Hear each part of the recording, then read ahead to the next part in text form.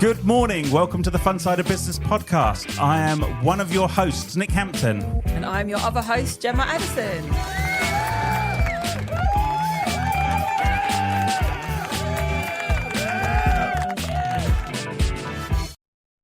Good morning. And today we are joined by... should we pretend that you're going to do the intro, Gem? No, because I'm never going to. All right, okay. You're better at building that stuff up. Well... Go. Who have we got today? We've got... I think he might be one of the self-proclaimed kings of holidays. But following on from the success we had with M, Yeah. I'm going to get him to introduce himself. Oh, okay. So without further ado, self-proclaimed king of holidays, do feel free to introduce yourself. Wow, that's a build-up, if ever I've heard one. Yeah. I just design beautiful holidays. That's it, pretty much. I take you around the world, Good give you the job. best time ever. What a You know, job. don't click, don't buy. Talk to me. Okay. There we go. Nathan? That's it. Nathan? Is it Nathan? Is it Nathan? No, it's not. Come on, mystery guest. Put us out of your misery. Introduce yourself. We are joined by... I am Mark, once in a lifetime holidays. I design amazing holidays around the world, be it big, small, honeymoon, retirement, divorce, anything really. A divorce holiday, is that a thing? Yeah. We have loads of solo holidays. So people just had to split up and think, I've got to get out of here. I've got to go and celebrate my freedom. Yeah, I've done Do you two know of what I'm them. saying? Wow, I'd do something like I'm not getting divorced, Eric, if you're listening. But that sounds like a nice way to restart your life, doesn't Yeah. it? Well, actually, a lot of solos, they always think that it's because you've been widowed. But I think a lot of the solos are literally just got different tastes. So if someone loves to go off and see Elvis and do that whole, well, not physically see Elvis. Yeah. That's a good Well, I was going to say, holiday. if you go to Vegas at the wrong time of year, you see about 100 of them. Yeah, so some have a passion for music, do that, and the other one goes off with their girlfriends, and it's Yeah. perfect, really. Right, so let's bring some structure back to this. Yeah, we have sorry, we're literally... now We've gone off on such a tangent. Yeah, welcome listeners to our Right. absolutely routine, planned, Yeah. structured podcast. Good anyway, morning, Mark. morning, morning. Mark. Okay, so let's go all the way back. This is okay. Yeah. So just so you know, I told you that I might drop it in. Mark has never listened to one of our podcasts ever, so I can't ever go. Yeah, as we always start these, he hasn't got a clue. So we'll go with this, right? So what we like to do is we like to try and find all about you as a person. Yeah. So everybody knows Mark once in a lifetime holidays, right? But not many people, or probably any, will know how you got from school to kind of having one of the most sought after, glamorous professions of basically being paid to travel around the world. So all the way back, let's go to school. I love how you paint that picture of glamour. Well, we'll get the real side of it, and then like we'll counterbalance it. So See me sitting at my desk with my screens, pulling my hair out. that's it, yeah. That's not how we envision it at all. And seeing the person who's gone, right, so I've got 3 weeks planned in Greenland. What are you going to do about it? Yeah, okay. So where did you grow up here? You like local boy? So I grew up in Chelmsford, so Okay. yeah, family's all from there, Catholic family. Although Okay. I barely went Not to your church. typical Stone Island Essex boy? Definitely. Well, A little I- bit. You can't shrug the whole Essex thing. Although I love to tell people I now live in Suffolk and I never use the Essex bit. Yeah. So I've kind of dropped that over the years. I was going to say the accent's not there. You don't come across too much like a car Don't- dealer or anything. don't- So that's really I good. didn't even know you're an Essex boy. I well, wouldn't even... you know, like you said, if you did this with alcohol, I think I'd probably slip. And I'd come back to, whatever, and all Yeah. that kind of stuff. Yeah, at least it wasn't Clacton, in which case he'll be telling me how he knows the craze and how he was connected to the Rettendon lot and what have you. But yeah, So, that does open up a story. we'll have that story in a minute. There We'll we go, come back to listeners. that. This is a ooh coming soon. Yeah. We'll come back to that. So That does. okay, so So- school in Chelmsford. Was it a Catholic school you went to, or No, I went away to public school. So, yeah. what? Jem, do you know? Just so you can put this into comparison, Go on. you know, Stoke's one side of the thing. This is the other side. This is like the good posh side. Anyway, carry on. Mark. It does divide people that instantly as to, oh, God. No, it's all right. Or, oh, I get it. Jem doesn't really know. I have to explain it to her because she went to Stoke. But yeah, Well, I was probably a bit of fish out of water, really, because I got a scholarship. So I didn't kind of... La-di-da, check this me. out. Yeah, but I took the Essex out of my accent. whilst I got my And I got a scholarship to private scholarship. school. What? God, I didn't know anyone could beat Emma, but Yeah. No, I did. I absolutely, before I've turned everybody off, In a minute, he's going to tell us about studying Latin, Russian, and elocution. Yeah. didn't do any of that. He's like, nah, that's too far. So What'd you do? Fighting and conquers. Yeah. I know, trust me, I was in trouble all the time. I was the proper troublemaker. No, everybody else was like super posh, minted. Like everybody surrounding you was so rich. Yeah. I got the scholarship, and literally, I found myself like a bit of a fish out of water. So I'll give you one thing. So my first time when I turned up at school, my mum was a painter and decorator. So she had a blue Morris eye towel that was like bumping up and down the main drive up and down Grinion Hall in Felsted. Mhm. It was coughing and spluttering. She parked in next to a Lamborghini, and she got out, and the whole van was covered in paint and everything else. And because my peers kind of knew me from introduction days that you had to do, they said, "Oh God, what's that?" And I was like, "Oh, the painter and decorator dropped me off today." So I instantly chucked my mum under the bus. We're having the winter kitchen, decorated. So yeah, yeah. I know. And then my dad, once he had a camper van, and he drove through this archway that's been there for 500 years, and he slightly misjudged it and took a corner of it out.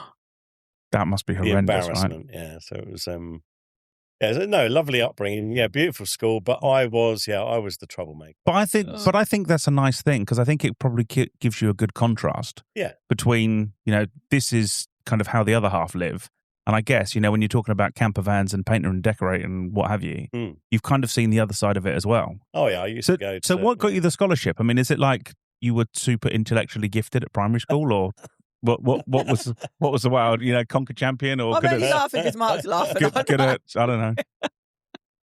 I seem to just be really have a natural flair for sciences. Okay. So, physics, biology, chemistry, all of those. Oh.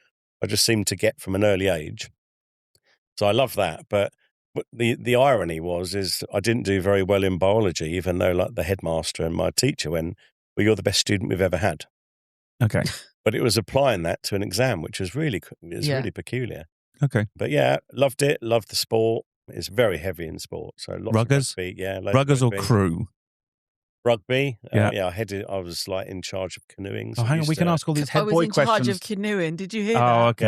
Yeah, so I used to do whitewater canoeing, and Because that's what you do. You did that at Stoke, right? I done that at Stoke. Obviously. we used to hovercraft around the school. We had a hovercrafting club, kind of stuff again that you would have had. So sorry, you had a I feel hovercrafting like club. we've Yeah, been from the yeah. same. Right, guess Come on. what? So this has now beaten Daryl. Because Daryl, when he went, I was head boy, and we had different houses, and we had the they house had cup the houses. and stuff. They had it. That You was must like have had that, Hogwarts. right? I was a prefect for one day, Okay. and then I got removed. Did you have different houses and stuff? Yeah. I was Obviously. in- Hogwarts. Yeah, but that's the thing. We look quite shocked about it. Well, I have to bring it up again. He goes, "Well, yeah, obviously." That's what every private school has, obviously. Really didn't And have has I was in Windsor's. There you go. God. Not Hufflepuff or something. Jem loves it when I you love like it. having I know. any Harry Potter stuff. So excited. I know I'm going to get teased from this moment on. Oh, you Just will. know it. Yeah. I think so. I don't think you're ever going to be able to walk into another networking breakfast without someone going, "Hey, here's Mark. What? Did you hovercraft in today, Mark? What? Did you hovercraft into? I've been upset that I've not had my own pot of tea or coffee when I sit down for. Yeah, but now we know that it's That's just not good shared, enough. Oh no, we just gave him a glass of water. We'll all have to sit there with the pinkies out, kind of going, "Oh, what? Not even bone. It's not even bone china. Yeah. Trust me, I've looked. This sounds so. This tastes cheaper than Earl Grey. What? Okay, so yeah. So how are your results coming out of school? I mean, is it like you got 19 A's and a B, which kind of put you at the bottom of the class or very anything? average, very Oh, really? average, yeah. Okay. Yeah. So was it like the exams are difficult, or you just went through school and just I actually was a bit of a menace? I genuinely do believe. I think it's because you are surrounded with incredible wealth and privilege. Mhm. I think some of the really talented individuals and all the posh boys, I'd say, didn't need to perform. Okay. So they can muck around and do what they want because they know that they just go into dad's business. Yeah. And that was it. And I felt I probably sided with them because I started off in a comprehensive in John Payne's school in Chelmsford. Right. So I think when you come from that, you're kind of instantly like looked at slightly differently because you didn't come from a prep school. Yeah. So what you end up needing to do is kind of affiliate yourself with other people, and you probably have to rely a lot more on humour than you would do normally. Yeah. So therefore, it's, I didn't take that privilege perhaps. You were more seriously. interested in being the class clown than sitting at the front of the class, I was there having fun and just Yeah. trying to mingle with people. Yeah. But I had a good school. I did okay. I got 2 A levels, Okay. 10 O levels, kind of. But that's not that that's not that special given what you're surrounded by. Yeah. Okay. Yeah. And then, so out of school, Yeah. what was the plan? Was it like you were planning to go to university, or just went, no, I want to get out to work? Yeah, I think the main thing, most people would like aspire in that kind of school, most people would expect you to go to university. But I'd say probably 10, 15% did. Okay. I think most went off on a world tour supported by Dad. Standard. Funded. As you do. Another good portion just went straight into, so you did have a little bit of university. A lot went just straight into work. Okay. Or for their parents. Daddy's business. Yeah. Yeah, so straight into that. A couple of real high flyers just went and worked in Disney straight away. Because you do. That definitely sounds like my school. Yeah. Yeah. Walt's popped over. He needs a couple of the aspiring film students. Yeah. That's it. Yeah, so my first job, I went into banking. Okay. So I went into Barclays and then strangely kind of worked my way down the high street. Can I ask a question? Whoever would have thought Mark would have gone first job banking? I don't know quite about shocked any by of this. this. Yeah, I'm shocked by this whole story so far. Okay. Yeah, I thought I knew you quite well, Mark. And this is why I love these podcasts. So banking 18 months, then I literally did work my way down the high street. So I went to Saracen's Head, Chelmsford. Do you know that? Actually, I do. Yeah. The weird thing, but I do know that. Only because I used to run a business called Saracen's House. So quite often it would come up on search matches. Yeah, I so do know did that. So I was a manager of there. I got fired, I would say, 30 times. Nice. Yeah, at least 30. Is that a record? So how many people have been fired from the same job? Hang on, was it different jobs or the same job you got fired from? Job. Okay. Same job. Yeah. Okay. How many times did you quit as well? There are a few times you quit as well, just to mix it up a bit. Twice. Okay. So twice you quit and 30 times you got fired. Yeah. And the 33rd time it's stuck. Well, no, this is how I got into travel. Okay. See? So it was owned by a couple of hauliers, Okay. a husband and wife. His name was Jim, big guy, like absolutely huge in personality, but bigger in size. So if I give you a horrible vision for this time of the morning. No one wants it. Go. So I walked into, he used to live in the honeymoon suite in the Saracens because that's the only room that was big enough. Right. The bed was big enough. And I walked in once and his wife runs. It probably wouldn't be any good if anyone booked the honeymoon suite, would they? And they find Jim in the corner. Yeah, that paints a whole new picture. It's like, yeah, he just went in the wardrobe when that. No, okay, fine. Yeah, go on, carry on. Yeah, his Y-fronts went all the way across an era and could be pinned to the back of the other side of the era. That probably paints the perfect picture. Big guy. Yeah. Big guy. I'm imagining. Yeah, I can't. you see, now you've imagined it, Jem. Yeah. Now I can't get it You know out. when we said, yeah, you don't need to? Yeah, no, Big. that is big. Yeah, he's a big lad. So he used to drink a lot. So he used to sit down in what was called an aperitif bar, which sounds a bit posh. Of course it does, because you're saying it. Yeah. So he used to sit there every single night and he'd eat chicken. Is it called giblets? Giblets? I never know which one it is. Giblets. Yeah, just like the inners, disgusting. Oh. Yeah, the gross stuff. So he would eat this bowl of grey, disgusting stuff. And he'd have probably like 4 or 5 pints of Stella. And for every pint, he'd have like 4 or 5 shots of whiskey. So every single day, he'd get drunk. And then if I wasn't there immediately with his food, he'd fire me. And I'd go, well, you've taken too long to get to me. And I'd be like, Jim, you're drunk, mate. So then his wife would phone me up in the morning and say, look, you're rehired. You got drunk. And then every month... Can you bring him his giblets? Yeah. And then every month when hungry. he did a stock take, he was short on whiskey and was convinced I was stealing it. And I was like, you're drinking. You're drinking it. Yeah. So anyway, I was fired so many times. And I think one time I just I shouldn't even laugh because this was your life. It's like... It was actually quite... He had a good side hustle. He was selling Jamesons out the back door. This is when I admit. Yeah. No. Here's the confession. I was actually taking the whiskey. Yeah, so one day I just thought, do you know what? Stuff this. I've had enough. And a mate was going out to Crete. So I just said, look, I'll come with you and we're just going to have some fun. It was a holiday, so I had no intention of doing any work. And then I ended up working for this company called Alma Tours. And I was literally taking people around a leper colony within the first week. Right, first of Called all, Spinalonga. I know Spinalonga. Yeah. Okay. But I need to just, I mean, how do we even get to this That's point? random. So you decide to go on holiday. Yeah. Right? At which point on this holiday do you happen to just go, by the way, I work here? It probably wasn't totally legal. But Okay. All right. So someone just went like, I'm yeah. just going to start taking people around and I if you didn't give me worry. cash. I didn't worry about visas Was and this stuff. before euros and stuff? So it's like, yeah, I'll give you 20 Oh, Crete yeah, bucks. this is drachma. Yeah, Yeah, this is drachma. 20 Crete bucks. Okay. All we need you to do Yeah. is just take these people round. I love that. And Greek go- bucks. Crete bucks. Well, Crete bucks. it saves showing my massive lack of education Yeah. of, not whitewater canoeing or aperitif bars to then kind of go along and just call it, Greek bucks or Turkish bucks or whatever. I don't have to worry about what the currency actually was. Okay, so, and then a leper colony. Yeah, so I used to tour people around that. So Alma Tours was just this little place in... Because Spinalonga is the island, isn't it? It's like the one just off the coast. Mm. Yeah. Yeah, so it's based in Agios Nikolaos. So that was like on the far Oh, east of can I Crete. check this? Is it Ias Nikolaos? It is Ias. Yeah. Okay, all right. Yeah. All right. I love that. Just checking. Been a Oh, Crete yeah. like that. Yeah, well, I have to make redemption after you've just called out my Crete bucks. Yeah. Oh, yes. Ias Nikolaos, and it's one of the most affluent areas on the Crete island. It is. Yeah. And it has some fantastic views over the harbour, and you can't walk 5 minutes or 5 steps in any direction without someone offering to take you on a tour of Spinalonga. But you've definitely All been right, there. Mr. All right, Definitely been there. Mr. Crete. Yeah. Yeah. You can tell I stayed not far away from Ias Nikolaos. So, yeah, I know because we'd go down there and, yeah. I mean, obviously, we were on, like, the, you have to call it the Crete bucks area. Crete bucks. Yeah, like the slightly lower class, the person who wouldn't know it was drachma or whitewater rafting, aperitif, what.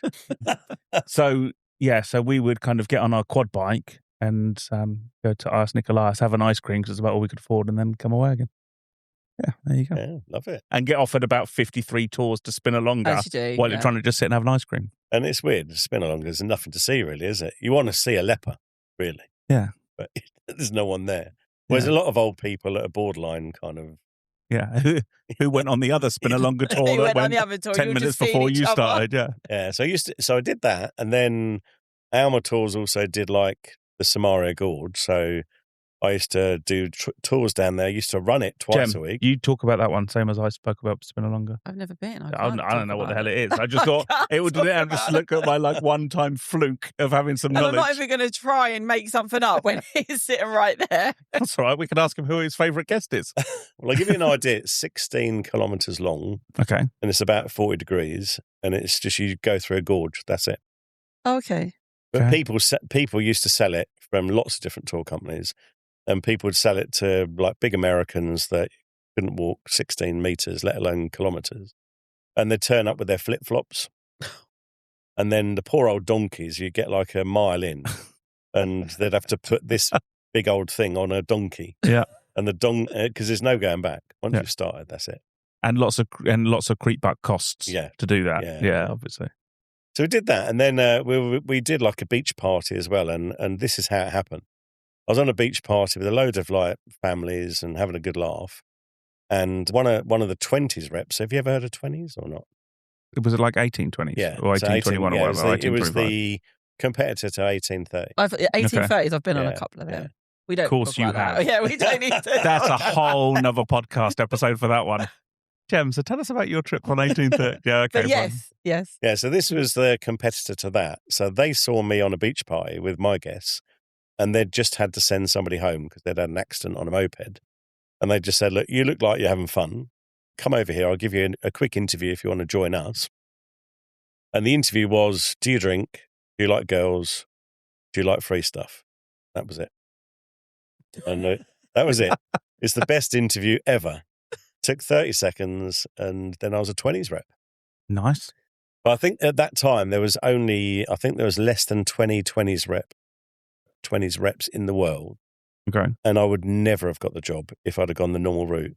Because you have to be mad as a box of frogs. You've got to be so extrovert. It's untrue. Mm-hmm. Do you know, I need to hear more about this. Yeah. And I only say that because, like, for me, I had one of the most bizarre, surreal interviews in Ipswich. And, I mean, it sounds obviously full glamour already. But it was when there was an Irish bar opening. And I happened to walk in to the pub to just ask them if they had any bar work available. And they said, "Oh, you must be here for the interviews upstairs." So obviously, yeah, of course. Go up there. "Oh, what's your name?" "Oh, yeah. Oh, you're not on the list." Probably messed up the list. Anyway, so blagged my way into this interview, and they literally made us do choo-choo trains around the room, because what they wanted is they wanted bar staff that were just willing to have a bit of fun and jump up on the bar and ignore all health and safety and just have fun. But obviously, this is like this on a whole new level, right? Of just insanity. Yeah, if you wore a 20s badge, you were famous. Okay. And the hard thing was when so I did 3 seasons, but when you come back home from Crete, so you'd go out there kind of late March, early April. And how old would you have been at this time? 20 to 23. Yeah, so that's at that age. That's That's mad. Yeah, absolutely mad. So the second you put one of these badges on, everyone everywhere across the whole of Crete thinks, I need to talk to you. Okay. So I couldn't drive, but I had 3 cars because they want to give you cars. So you recommend their cars. I had a moped delivered to me every single day from different people that I didn't need. But of course, they want me to sponsor all of those. Didn't have quad bikes, sadly. Never paid for a single cigarette for years. So hang on a second. So let's get this straight. I mean, you're now what, 27, 28? Now? Yeah. Ish? It just... So this was like the early stages of being an influencer. Yeah.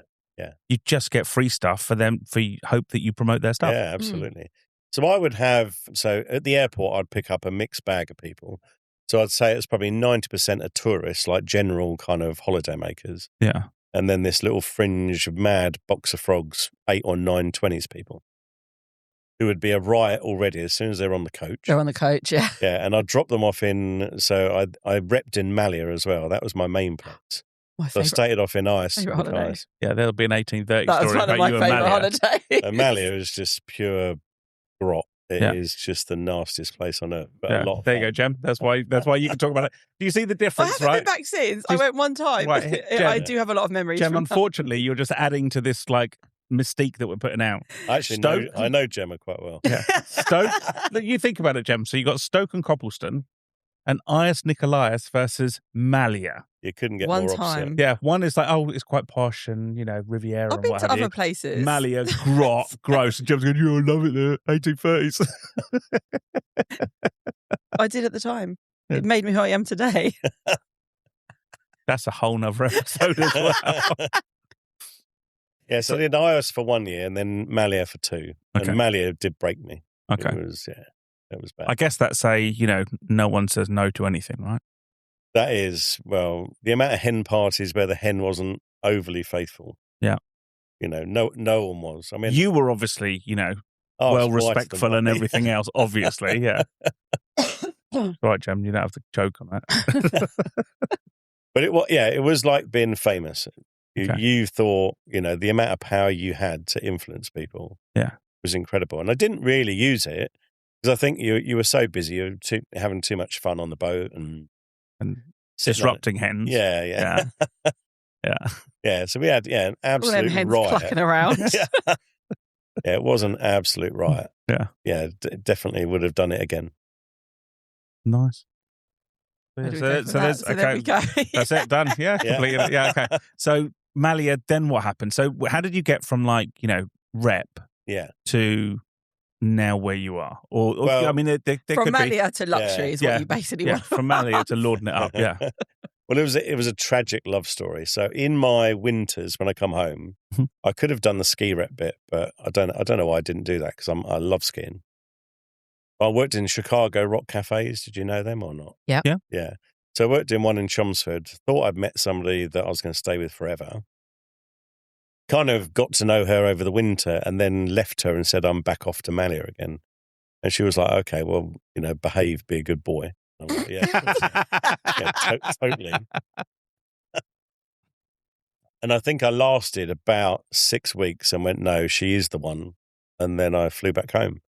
And that lasted a month. And that was it. So I then worked in a... So that was a full-on Romeo Juliet, and then it went for a month, and then that was done? That was it. Done, yeah. Is it because you compared her to the Malia ones? No, I'm not that shallow. No. Okay, all right. Well, here is how diverse it was. I went from that to working in a steel fabrication company within a week because her mum worked in employment. So she was head of a job centre. So one week I was sitting on a speedboat, famous, doing whatever I wanted. And then the next one I was working in a steel fabricators. Most people only had one arm or one eye from industrial accidents. And you were like, oh my God, what's happened to my life? So I did that for a little while. Complete contrast, that is.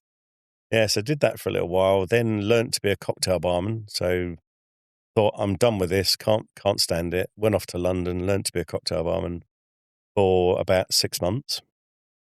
Then tried to get onto Carnival Cruise Line, but then my life took a different direction. And then I started working in the drink industry. Nice. And that was... So do you see, by the way, he now needs to be listening to Donna's podcast for the skiing, the winter skiing stories. He needs to go to... Who was the other one who did all the drinking stuff? He'll come back to me in a minute. I have no idea. There'll be another one that comes back to me. Caroline. Caroline's always known for drinking. I think there was a bit more of a shock one. Yeah. She likes a beer, doesn't she? She does like a beer. And more than one. 2 as a limit. I've got a question for you. You know the Chicago's in Chelmsford? Is it the one with the bar in the main centre bit? Well, like the whole thing revolves around one bar that's in the middle. Yeah, there was 2 of them. So it used to be, I think it turned into like an Australian do-it-yourself barbecue. Okay. And then the or something. Oh, okay. So it was the one opposite the cinema, right, tucked around the back. And then it became the one which is on the main high street. Okay. So, yeah. Was this like, you're going down to be a cocktail barman like the same way that, like you're there to have a bit of fun? Or was it like full-on science mixologist and that kind of stuff? Yeah, it was more mixology. So I trained to do it properly in a bar school in London. Right. As if there is such a thing as training to do it properly. There must be, though, because if you see like all the people who like do flaring and what have you, and they have like championships, don't they? Yeah, so I learnt to flare. I wouldn't say I'm amazing at it, but I'd say, I could get. Is it one of those ones, if you have a barbecue at yours, you can't help but like bust out a few moves? He so does. Yeah. If you can't flick a bottle of vodka and land it on your hand and then flick it back on your hand and use your ankle to do it as well, all of that kind of fun stuff. That's obviously Saturday nights for me. Yeah. You only get it wrong once on the ankle. Or on the floor, No, I have broken a lot of bottles. Okay. No, that was a really fun time. Yeah, so that kind of relationship ended, but it was good because it just took me off in a different direction. Worked in the drink industry for 20 years after that. Oh. So it does hold bust the myth of me being 27. Yeah, we got to 23 and then he's got done another 20 years of this and then this and this. It might be closer to 40. I mean, to be fair, let's admit it. He did say O levels at the beginning, which kind of has busted. I don't know what they are. Let's just say the H will start with a 5 if someone did that. Yeah. But so drinking industry. Yeah, so I worked for you probably wouldn't have heard of Matthew Clark. So they used to sell Blackthorn cider. Okay. You know Blackthorn or Red Sea K? You must have drunk a bottle of K. Oh, you would have definitely drunk K. Why is everyone looking at me? 1,000%. Do you not remember the black bottles with the red K on the front? Are these posh and fancy bottles? No, they're, Jem, like Hooch. Hooch, I know. Right, okay. So it was a little bit after Hooch. It was around Smirnoff Ice type thing. Okay. But it was like cider, but it was like the step up from the old English £1.20 bottle that you get for 3 litres and it tastes like gnat's piss. I'll have to Google it after this. Yeah. I'll have to K cider. Okay. Yeah, it's equivalent of like Stella, like nasty, but it was 8.4%. But you were proper cool if you had it. Okay. Like, if you were the kid in the park with a bottle of Mad Dog, you were, or Thunderbird. Kid in the park. Our lives are very different, Nick. Well, what were you? Probably like, I don't know. In a cemetery. I was going to say. Yeah. Everyone's done that. Everyone's done that on a park I actually haven't. I've never sat in a cemetery and had a drink in my life. Hang on a second. That's rubbish. I haven't. Right, by the way, anyone in Ipswich who was part of the scene that would go and hang around the cemetery round the back of where McDonald's is in between those two bits. I'm too scared. I would never go into a cemetery. It's not a cemetery. It's just a hangout. I wouldn't do it. And there was like 200 kids there. A park, yes, but I've every Friday and Saturday night, pretty much. In a cemetery. You got to preload before you go out. I've never done that. Because you couldn't afford to drink many Ks, could you? So you'd have to have 2 litres of Old English from an offie. Yeah. Oh, and But you'd pour it into your bottle of K that you got the one I bottle remember and then keep hooches, topping and it I up. remember used to take Bacardi breezes. Breezes. I remember breezes. That was after Massive, that. isn't it? Yeah. After Right. breezes. We've and digressed hooches. completely here now, haven't we? So right, yes. Yeah, so worked for them. So I was like worked in the brand. So we worked with Baby Sham as well. Yeah. So we'd have like a Baby Quality. Sham team of like 8 girls. They had one of the most I know prominent Baby Sham. adverts of like the 80s and love a 90s. Baby Sham. Mhm. I'll have a Baby Sham. Yeah. Yeah, so that was brilliant working for them. And then I went into working for Punch. So I worked for Punch for 10 years. So they've had like thousands of pubs up and down the country. Mm-hmm.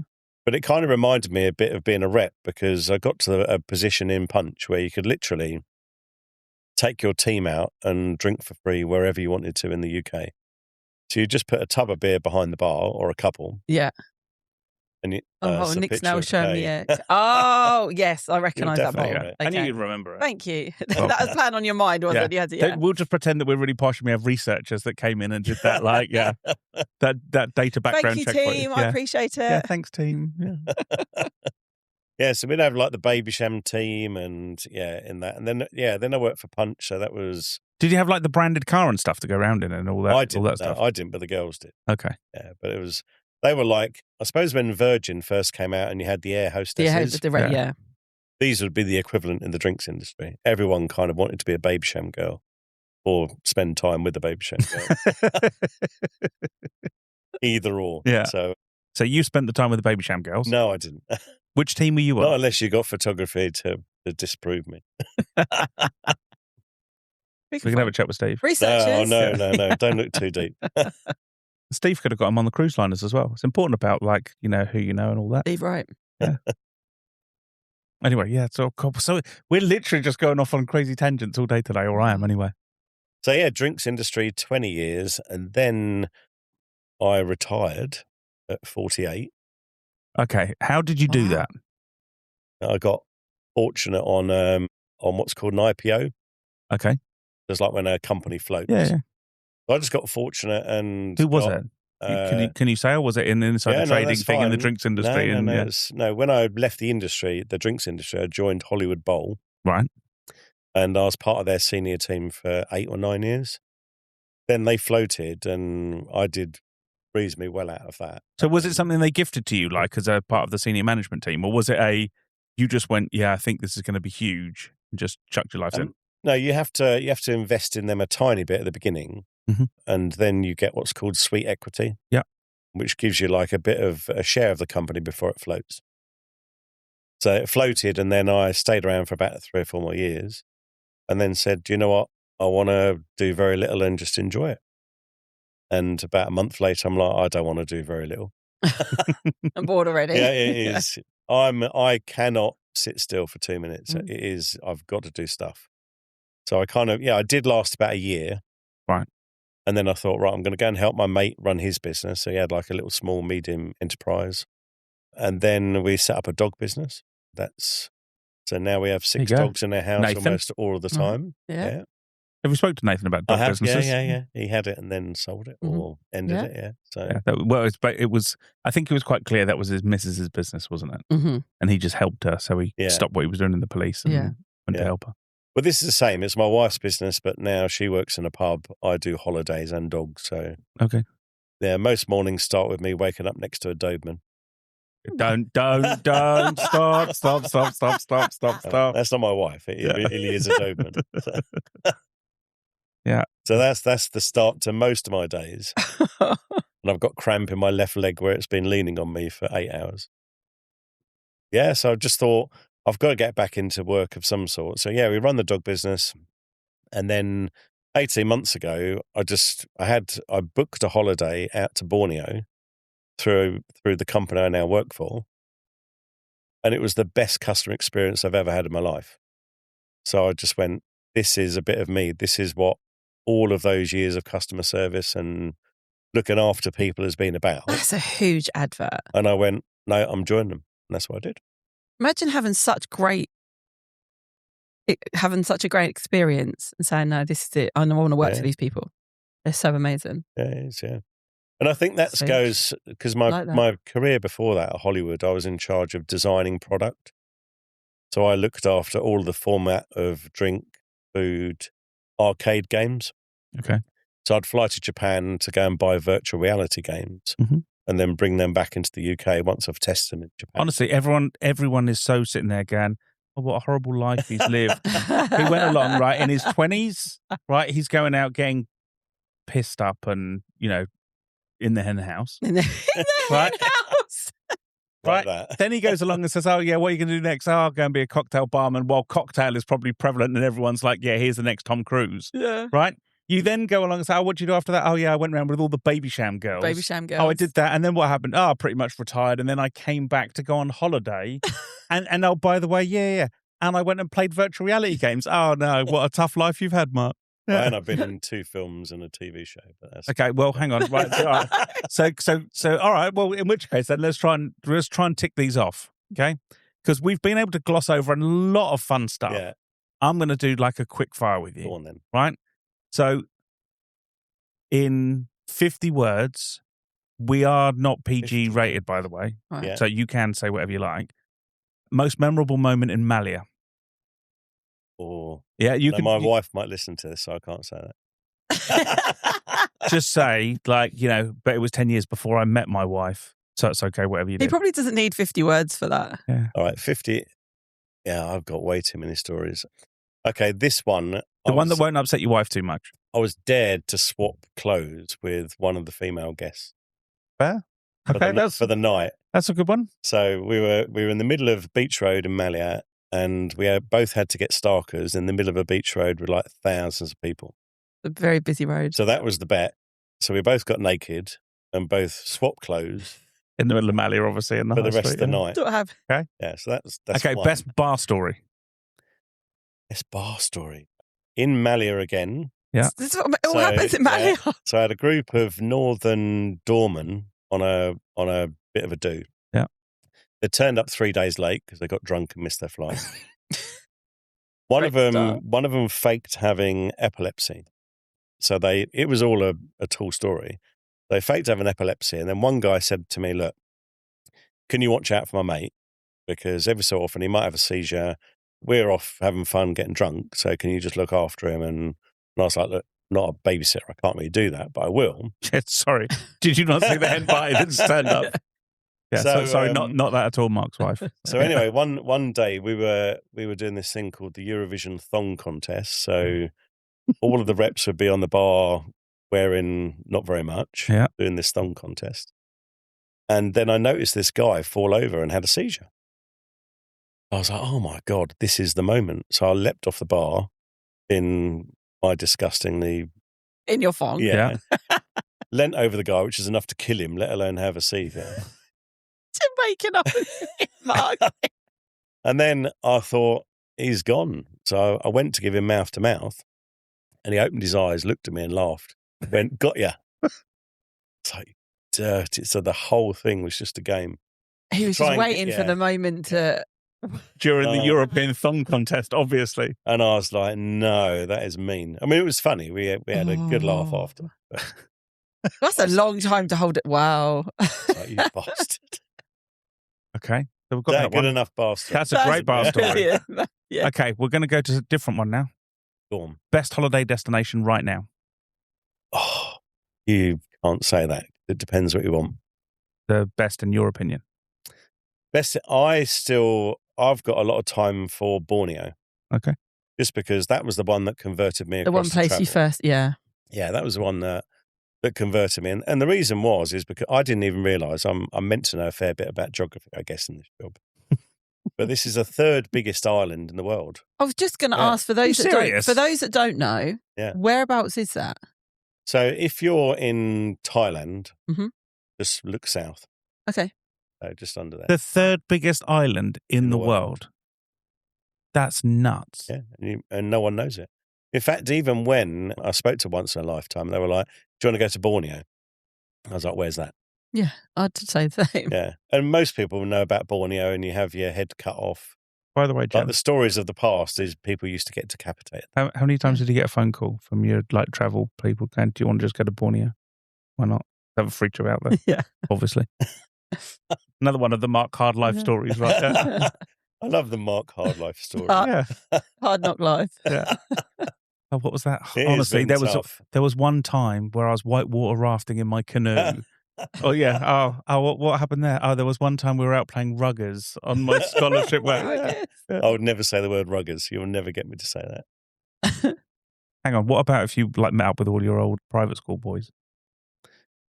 That would be good fun. Okay. All right. Here we Yeah. go. There's Yeah. another one. What about this one? Best private school story: hazing. There must have been like a hazing on the new Hazing. boy or something. Hazing. What's hazing? You know, where they'd like go, oh yeah, there's a new kid come in and we'll get him to do something really stupid to fit in. Yeah, you were called nips. Okay. So non-important people. Oh my God. So when you first, and everyone, there's no class system obviously here, right? Nips, they're just- You've got all Yeah. these posh kids That is brilliant. that are all spoiled working out whether they're going to Disney or Daddy's business and going, oh, yeah, look at the new nips Look that's at the just little nip arrived. that just Yeah. walked in. So these nips. So you obviously were a nip, so you had stuff done to you, Right. and then that made you wanted to do it to somebody else, Mm. Yeah. which is horrible. But it's But it's part of school, right? yeah. So I'll give you a couple. So I bet it's not anymore. You had what's called lampposting. So you would be in this army bed, because they're all like, the dorms are all like army beds, and you'd be happy getting some decent sleep. And then all of a sudden, all the boys would be around you and they'd lift your bed right up from the foot upwards. So that's called lampposting. Then you just collapse in a pile and then all of a sudden you're awake. Or the next one would be they would lift your entire bed up and then they would take you and put you in the hallway outside the assembly area with your bedside table and your alarm. So you would wake up and everyone would be walking past you really quietly. Your whole little and you bed would be set up asleep is- in a corridor. Okay, that's a good one. That's a good And that one. was, and then Were they done to you, any of them? yes, Both of them? Both of them. But the worst one is you would have to run the gauntlet. So you were in a dorm of 12 people. You would jump out of your bed and you would have to go over everybody's bed or under it and come back as clean as possible. And everything happened to you. Absolutely. And there are no holes barred. Every bodily fluid, Oh my God. everything in a bottle, anything that's ever been created was put on you. And then you did it to the nips, obviously. Yeah, obviously. But obviously you were quite tame, right? You would go easy on them. We would, if you came out of a shower, someone would come behind you with a broomstick, put it between your legs, and then the other person would get the other ending to bounce you up and down on it naked.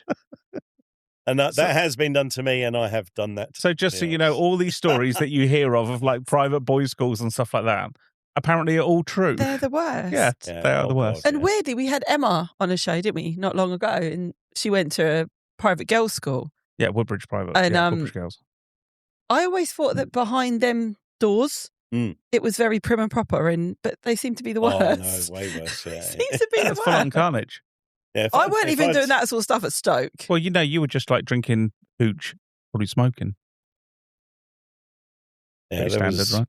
No comment. Yeah, when I bump into friends that went the other route down the comprehensives, they never had stuff like that. And I think because you're away, because I was a boarder, then stuff just happens all night that you obviously wouldn't get because you're You at wouldn't, home yeah, in of your course. house. Yeah, yeah, Wow. you'd be looked after by your parents, but not here. Like it was, I Definitely suppose not it the was. nips. Each man for It themselves. was survival of the fittest, absolutely. Poor old nips. Yeah.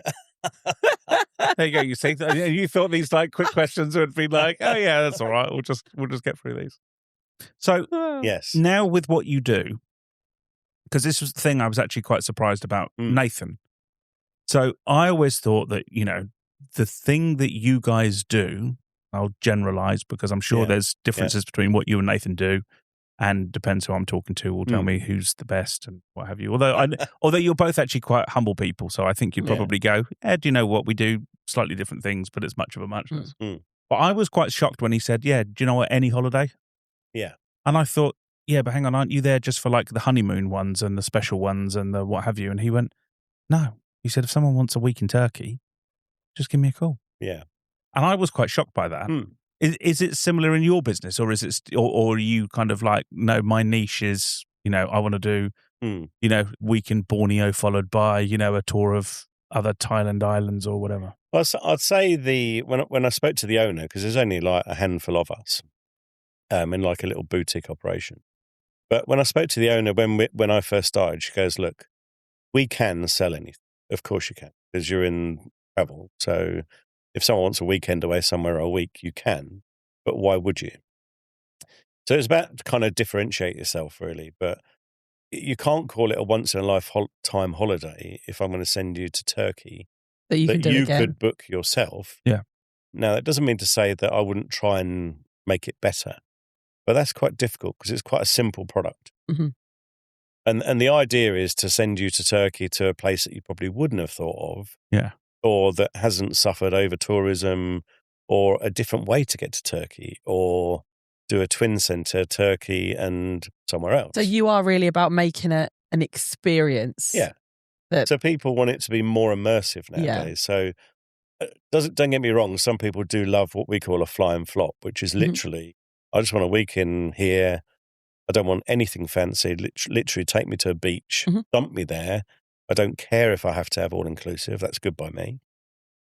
That's my kind of idea of a nightmare. I couldn't do a fly and flop myself. I need stuff going on. Mm-hmm.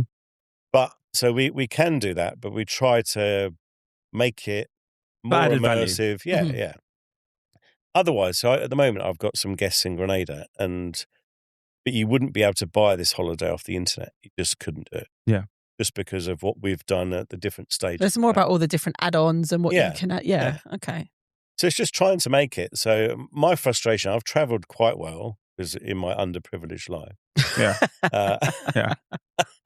But I'm a great believer in, I wouldn't say do it once, do it right. But if you're going to do it justice. Yeah. So when we did Disney, we actually did everything and made it way more immersive and just had the kind of fun that in a way you almost kind of don't want to do it again because it was so good the first time. One So of you those can ones be where a you literally want to victim. just come away and go, completed it. Yeah. That's it. Yeah, You know, tick, done. Yeah. Yeah. So, but I know that, given budgets and everything else, not everybody can do that. So I think everyone's got their look, here is my ceiling of what I want to do. So I have to be careful that what I don't do is price myself out by going, you're going to have such a spectacularly designed holiday that you won't be able to afford because then you're not actually having fun. Yeah. So I think, one of the key questions is, when I meet a client, it's about more getting to know you. So for instance, Caroline has used me to go to Bali and Kuala Lumpur. And the beauty of that is I know Caroline from the breakfast session, but then we had quite a detailed conversation about, what about your husband? And what do you do when you relax? And at night time, what do you want to do? And during the day, what do you want to do? So rather than literally, right, you want to go to Bali, there you go, I've booked Bali. It's really important to understand what the client wants and how you kind of fits into your personality. So I think, so yes, I can book anything, but I don't want to. Yeah. I mean, to put a slight caveat on that, Yeah. It'll make Nathan sound super desperate by going, I'll just do anything. But he was very much like, look, if you've already got it ready, it's in your basket, you know exactly what you're doing, you know exactly what you want to do, and you want to ping it over to me and go, can you just get this for me? He said, I'll probably save him 50 quid. And he said, why wouldn't I? It'd take me 10 minutes. Yeah. He said, but, it's then that point of going, but do I really, it's one of those things of going, look, but you're taking what you're taking. But what I'd rather do is someone goes along and says, look, I've done this, I've chucked this in the basket, I've got a week in Turkey, it's going to cost me 1,500 quid. He said, and I'd rather take that and go, all right, so can you put another 300 quid with it? Let me tell you what I can do instead. Yeah. And then he's able to put his own spin onto something totally different that you might not have thought about because you just go, tick, tick, Which tick, is, tick. exactly going back to what you said, just to make it personal, make it more that we can't ourselves go out and get. That's the whole purpose of coming to someone like you, isn't it? Yeah, so and sometimes I just say, look, I'll do you a safe one, a risky one, and a mad as a box of frogs one. And very few people go for the safe one, which is probably what they were going to do. Because they probably don't know the others are possible. But then again, you only know what you know, right? Of course you do, yeah. No different than our industry when, someone says, oh, yeah, I've claimed what I can claim. You go, well, you don't know. You're not, you don't do what we do. So we're able to then say, well, what about this? What about this? What about this? And give them stuff they had never even thought of. Yeah, plus as well, I mean, look, we can't pretend to know everything. So we've got a lot of what they call DMCs, like destination management companies, that you lean heavily upon and just say, look, give me something. This is the type of customer. They will run off and find things that you would never have heard of. So I think that's the beauty of it, leaning on all the different parts of the jigsaw to go, right, this is the client. It's not just, everyone's different. Design me this, and then they will go off and do that little bit part of it. Yeah. So that's helped. So I've got an ex-colleague out at the moment. So he's doing Australia, done the Ashes, Sydney, New Year's Eve, staying in some treetop lodge in the Sunshine Coast on the Gold Coast. Oh. Then he's travelling around New Zealand, North and South Island for 2 weeks. Then sing an Ed Sheeran concert while he's out there. Then Hawaii, then San Fran. So things like that. So bearing in mind, I was about to ask, experience. as like the final closing question, can you give me the most insane holiday you've ever organised? I think we've just heard pretty it. much it. Yeah. That's pretty much it, yeah. Yeah, pretty much now. I've got one quick question before we wrap up. Yeah, go. Where are you going this year?